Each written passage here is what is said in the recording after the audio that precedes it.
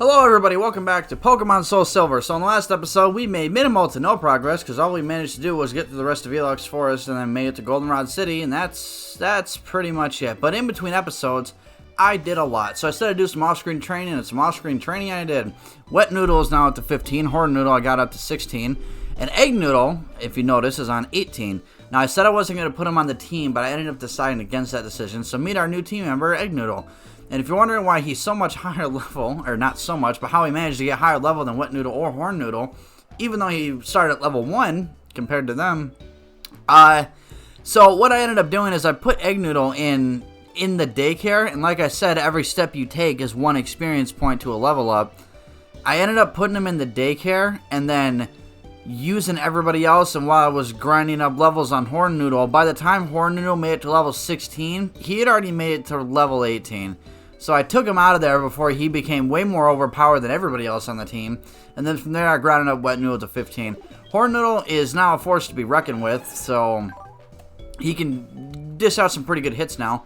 And also I leveled him up to 15 and he learned pretty much nothing, honestly. He learned to Slam, but I ended up forgetting it for Headbutt, because Headbutt's just, it's slightly weaker, but Slam is way more inaccurate, so... But I ended up teaching him Headbutt and Horn Noodle Headbutt, because Headbutt is actually a pretty decent move. 70 power with a 100% chance to hit and a chance to even make the opponent flinch.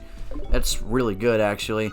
And then this is what Egg Noodle is looking like. He started with Extra Sensory. He knows Metronome, which I'll explain what that move does later.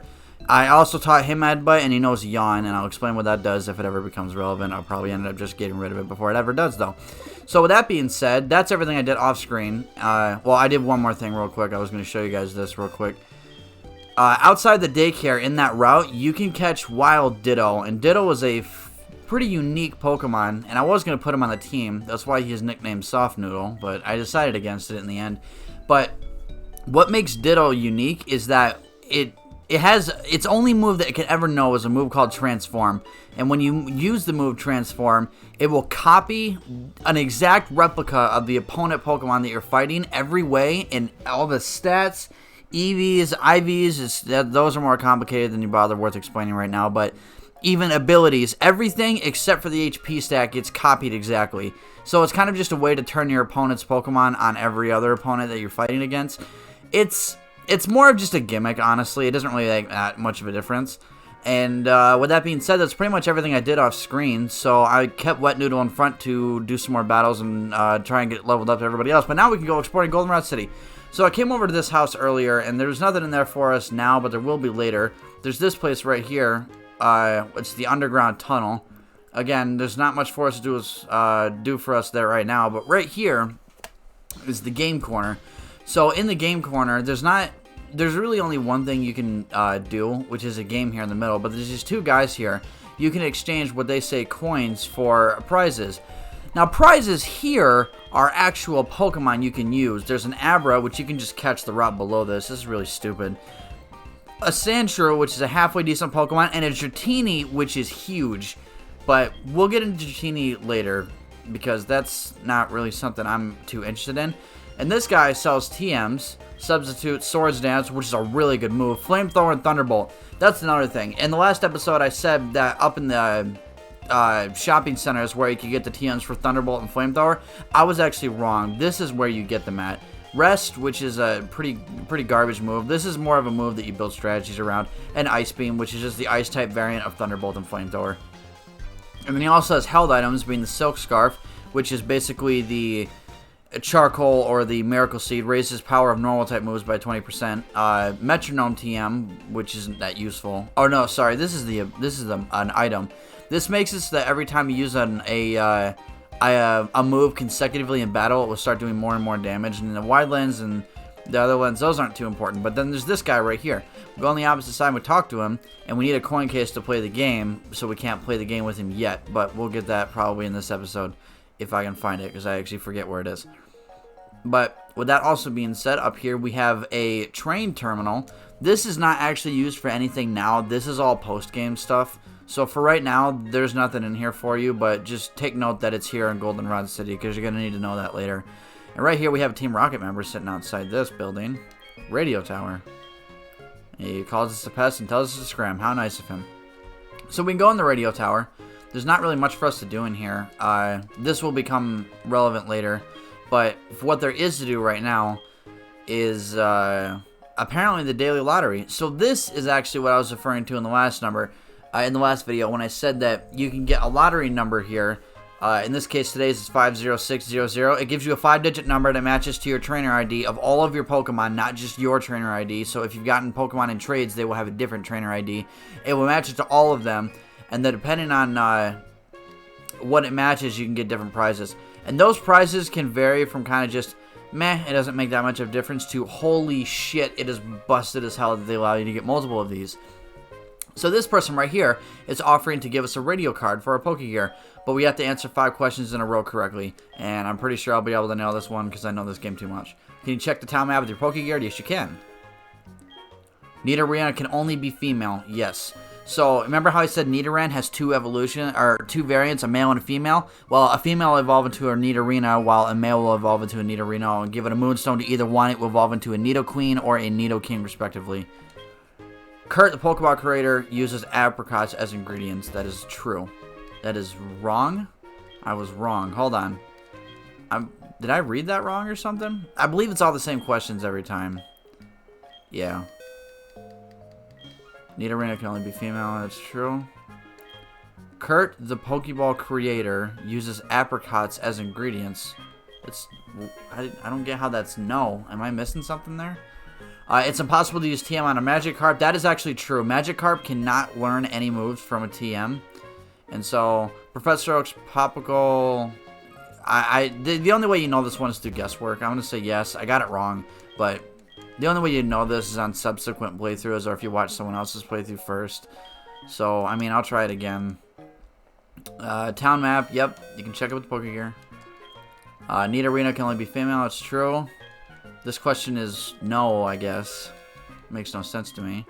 It's impossible to use TM on Magikarp. That is true. And then this one, I guess, is no. Which makes no sense to me, but... So if you get this, she gives you a radio card. Now, this is actually not required. This is kind of just something you can get. Hold on a second. So, a person here was also trying to get the radio card. Whitney said, yeah, I thought it... Oh... They said apricots differently. That's why. I'm an idiot. Oh, he said apricots instead of apricorns, probably. One of the two, or switched. So that's actually the gym leader for this town. We'll deal with her in a minute. But we can go check our Pokegear now, and on the bottom screen, you can see a little icon for a radio. Now, this is kind of cool. I'm going to use my mouse here, and you can actually adjust this a little bit, and see on the top you see lettered text. You can find the radio station and try to tune into it, but you can also just click on this and it will take you right where you need to go to be able to get perfect, you know, it's Mary, not Meryl. And you can just click on this, Pokemon Search Party, just announcer, and then DJ. You can actually leave this on in the background and he'll play music for you. We're going to turn it off, we don't need it. I'm sure you guys will hear the music in the background, but it makes no difference, honestly. So with that being done, we're going to head up and see if there's anything up there for us right now. Got a person there, some microphones, some people talking, nothing too eventful. Yeah, that's what I thought. Yep. Can't go any farther than that. Apparently there's something wrong with their director. Which is, again, we'll deal with that later. It might have something to do with the Team Rocket Boy sitting out front. There's also a PC in here to switch around your Pokemon. I don't know why that's in there, but... This guy, anything to say? Nope. And I talked to him twice in a row on accident. Let's go over here, see if there's anything... So this right here, this is actually huge. This is the GTS, or the Global Training System. The GTS, what it was, and note the word was there. What it was it was a way for you to upload your Pokemon into the Ethernet that other people in the real world could trade your Pokemon for whatever you requested to get. Now, this is all past tense. The online services for the 4th generation of Pokemon being Diamond, Pearl, Platinum, and Heart Gold, and Soul Silver all got canceled a few years back, so the GTS is nothing more than just a novel at this point. It doesn't do anything anymore, but that's what it used to be able to do. But as services have been discontinued, it's no longer what it does. So we're heading over to this side of town now, and I believe this house is the one where the guy will give you the coin case, if I remember correctly. I probably remember incorrectly. So, this person, I believe if you bring her a Pokemon with max happiness, which Casper is probably the only one who even would have a chance. We can check. Let's see. Yeah, she'll tell you how friendly your Pokemon is towards you. I believe she gives you something if your happiness is maxed out. Happiness isn't something I've gone over yet. So, happiness is a hidden stat that you can't check. And then, hold on, I think it's the guy that gives you the coin case. I'm going to check real quick. Nope, that's not true.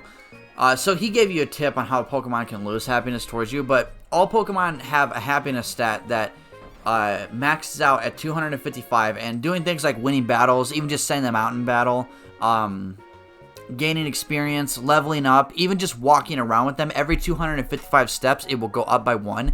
Happiness really doesn't make a huge difference. The only thing it really does make a difference in is that person right there who will give you something special if you bring your Pokemon that has max happiness. But there are also certain Pokemon that evolve if they have max happiness, and conveniently enough, Eggnoodle is one of those few Pokemon. How Eggnoodle actually evolves into its next form is to max out its happiness stat and then level it up 1 time and it will evolve. But there are a few other Pokemon that do it as well. None of them are really worth note, honestly. So this guy is going to give us a bicycle for free and use it to, if we give us his phone number, he'll loan us a bicycle for free advertising. But to us, this is just free bicycle. So bicycles are a staple in the Pokemon games. You can equip them. So remember how whenever I keep accidentally pressing select, it tells you you can equip an item for this purpose or that purpose? Well, this is one of those. If you click register on here, or even just use, we can't use it inside of a building, so it won't do anything. But if we go out here, we can go into our bag and go to the bicycle and click use. And you get a fun little jingle that starts playing, and we can just ride our bike around. So this is just basically kind of a way to get around faster. It doesn't really serve much purpose besides just getting from point A to point B faster. But anytime we can get off the bike and get back on it by pressing Y. How convenient is that?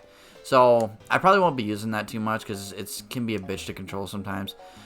So we're not going to bother with it. So this guy, another thing to do. Like I said, there's a lot to do in this town. So that's pretty much what this episode is going to be. This is the name raider. So anytime you get a Pokemon, you can nickname it right there on the spot. But if you don't like the nickname you gave it, or you didn't give it a nickname when you wanted to, you can come to this guy anytime. And he will be able to change the name to anything else you want it to be. That was weird. Sorry about the hesitate when I talked there. Weird thing popped up on my recording. Sorry about that. And then other than that, we have this over here, the Goldenrod Flower Shop. In here, like I said, right now there isn't going to be much for us to do. There's an odd tree. It says, it's too dangerous. Wow. Okay.